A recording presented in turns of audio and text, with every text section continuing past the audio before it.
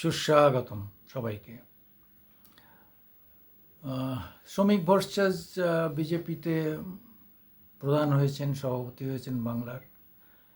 এই খবর তো পুরনো হয়ে গেছে, তাহলে নতুন কি থাকলো? আমি আবার এটা নিয়ে বসলাম কেন? কিন্তু মানে আমি বসলাম এই কারণে যে অতি উৎসাহ কি মনে হচ্ছে না? হ্যাঁ, অতি উৎসাহ একজন সভাপতি পাল্টে গেলেই কি রাতারাতি সব বদলাতে পারে? বদলাতে সময় লাগে, একটা দীর্ঘ প্রক্রিয়ার মধ্য দিয়ে গেলে হয়তো ভালো রেজাল্ট পাওয়া যায়। দিলীপবাবু কি জিতেছিলেন দিলীপবাবুর ক্যারিশমায়? দিলীপ ঘোষ 2019-এ এত ভালো রেজাল্ট করেছিলেন, 21-এ ভালো রেজাল্ট করেছিলেন, এটা কি উনি ভেবেছেন যে ওনার ক্যারিশমার জন্য হয়েছিল? না, এটা হচ্ছে যে নেগেটিভ ভোট, সরকার বিরোধী ভোটটা কখনো কখনো এইভাবে একটা ক্যারেক্টার শো করায়। কিন্তু সেটা দিয়ে ক্ষমতা দখল ওইভাবে সভাপতি বদলে ক্ষমতা দখল হয় বলে আমার অন্তত বিশ্বাস নেই। আপনাদের আছে কিনা আপনারা বলবেন। তবে হ্যাঁ, একজন লোক পাল্টালে, একজন মানে নেতা পাল্টালে অনেক কিছু হয়। মানে একটা নেতার ইমেজ, তার চালচলন, তার দক্ষতা, এগুলো একটা দলে অবশ্যই ফ্যাক্টর হয়।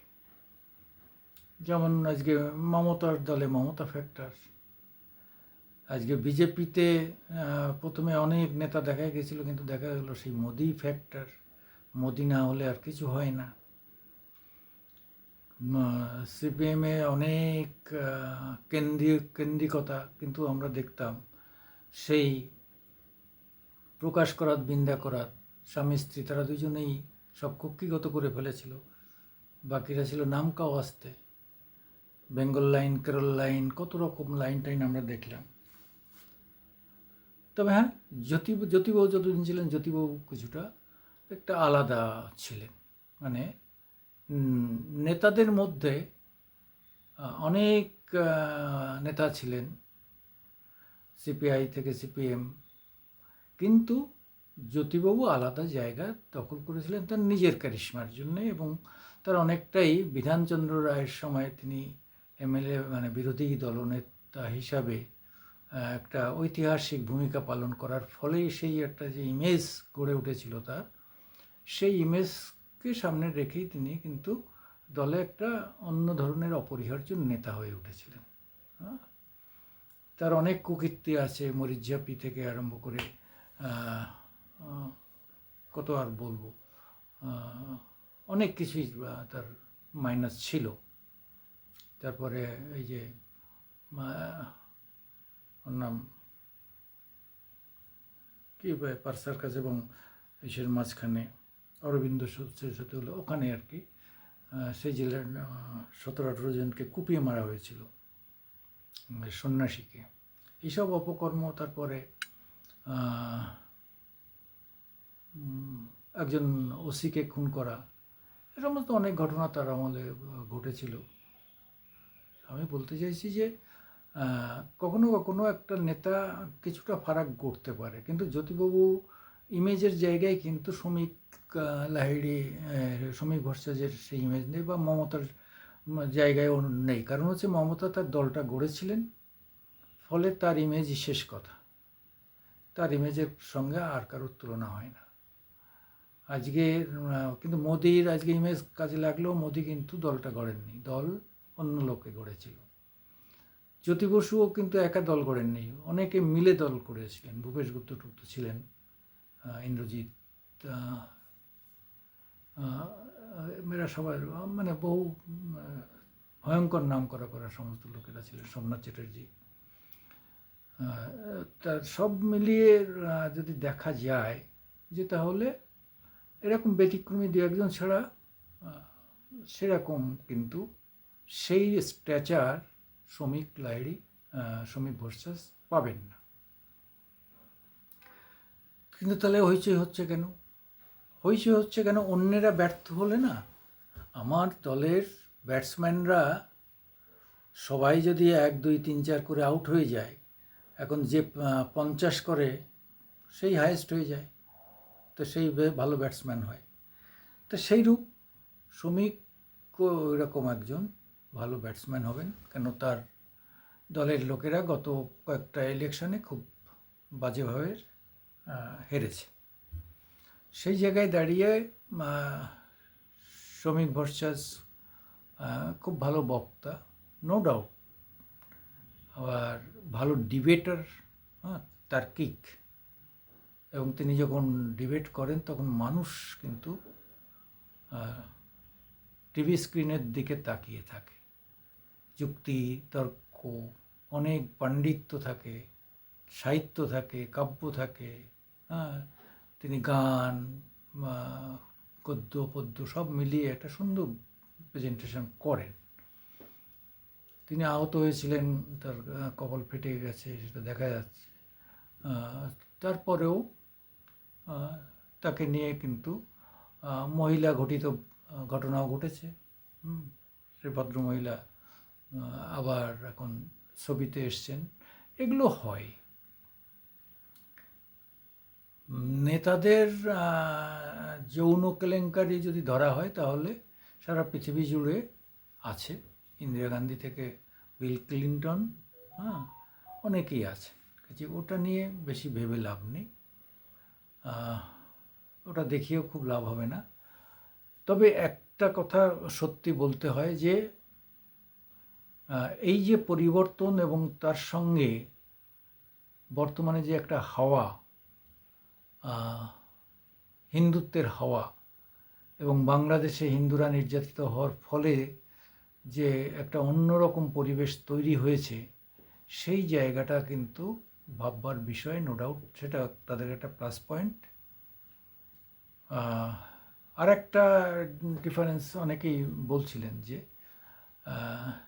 বিরোধী দলনেতা বনাম বিজেপি সভাপতি হয়ে যাবে না তো, কারণ সব সময় উগ্র হিন্দুত্ববাদী অর্থাৎ এন্টি মুসলিম বক্তব্য রেখে শুভেন্দু একদম দাগি হয়ে গেছে, অর্থাৎ সবাই তাকে কট্টর মুসলমান বিরোধী বলে চিহ্নিত করেছে।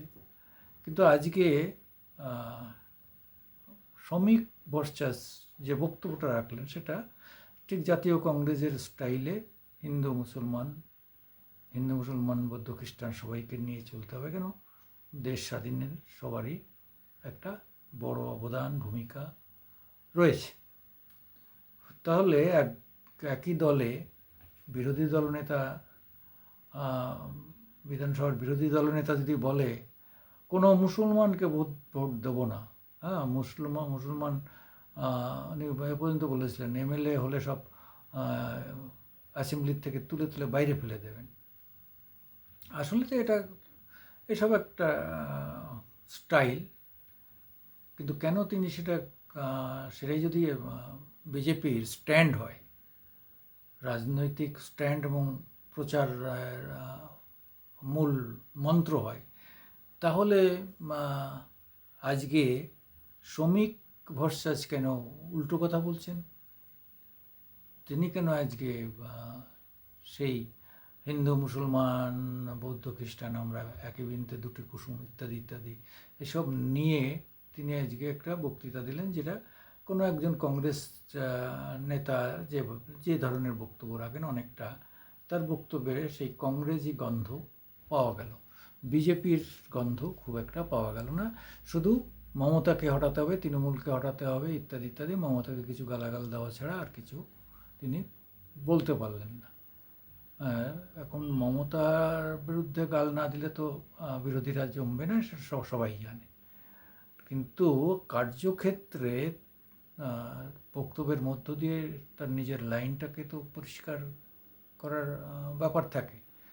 সেটা পরিষ্কার করতে গিয়ে শ্রমিক ভট্টাচার্য এক লাইনে এবং তার বিরোধী দলনেতা অ্যাসেম্বলির তিনি অন্য লাইনে। তো এই দুই লাইন দুদিকে গেছেন, আবার বলছে নাকি এরা দুজনে খুব হাত মিলিয়েছে, এবার দুজনে কেউ পরস্পরকে মেনে নিয়েছে। তো এরকম কথা শোনা যাচ্ছে। কোনটা সত্য কোনটা মিথ্যা কার্যক্ষেত্রে প্রমাণ হবে। তবে 26-এ আমি বলবো না, আমার সাংবাদিক হিসাবে যদি নিরপেক্ষ হয়ে বলতে হয়, তবে 26-এ কিন্তু তৃণমূলের একটা আহ, চাপ আছে, ঝুঁকি আছে। তৃণমূলের 21, 16 এর মতো, 16-21-এর মতো সহজ হবে না। আমার আমার ধারণা, আমার সত্য হতে পারে, মিথ্যে হতে পারে। আমার সাংবাদিকতার দীর্ঘ সময়ের অভিজ্ঞতা এবং জনমানুষের সঙ্গে যেভাবে কথা বলার, common people, very common people,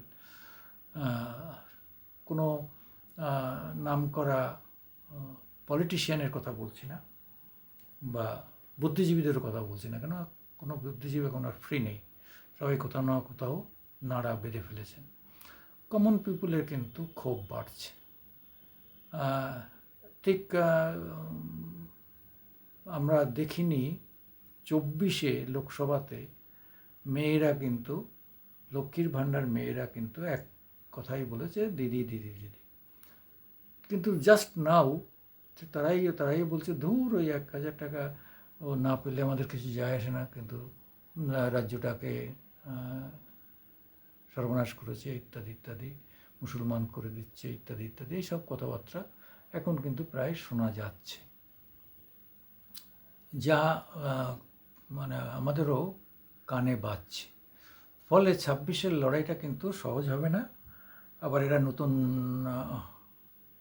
নেতা চেঞ্জ করে এরাও একটা ওয়ার্মিং, কি বলা যাবে, এটা ওয়ার্মিং সিচুয়েশানে এরাও গা কলম গরম করে দিল, এটা গা ঝাড়া দিয়ে উঠলো, এরকম একটা মনে হবে। দেখা যাক আবার 2-3 মাস পরে আবার মিয়ে যায় কি না, না এদের এই ইয়েটাকে, এই তেজটাকে বা ইয়েটাকে ধরে রাখতে পারে, দেখা যাক। তবে ভোটাররা অনেক সময় সত্যি কথা বলে না বা সামনে আসে না।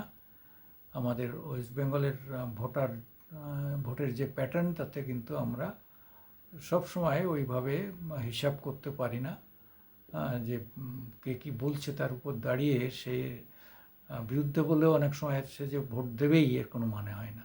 আবার উল্টোটাও হতে পারে, পক্ষে বলেও বিরুদ্ধে যে ভোট দিতে পারে। যাক, সবাইকে সতর্ক থাকতে হবে। দেখা যাক এই যে আশু পরিবর্তন হলো বিজেপিতে, আসলে না বড় পরিবর্তন, মানে অনেক দিন ধরে, মানে লোকসভার পরের থেকে একজনই মন্ত্রী আবার সভাপতিত্ব চালিয়ে যাচ্ছিলেন।